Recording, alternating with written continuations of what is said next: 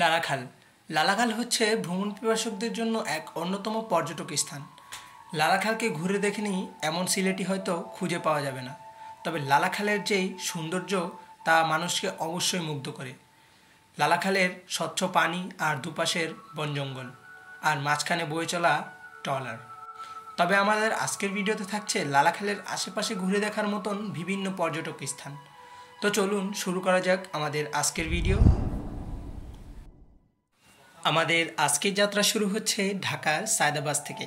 আপনারা চাইলে সিলেটের উদ্দেশ্যে নন এসি, এসি এবং স্লিপার বাসেও রওনা হতে পারেন। তবে নন এসির ক্ষেত্রে ভাড়া একটু কম, তবে 500 থেকে 700 টাকার আশেপাশে আপনারা নন এসিতে যেতে পারেন।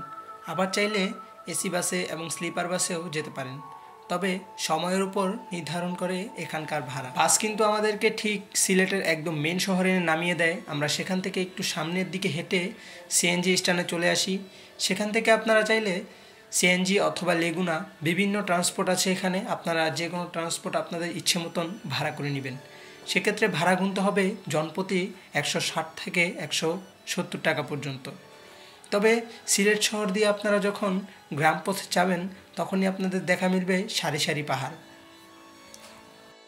এখন কিন্তু সময় ঠিক 2:57।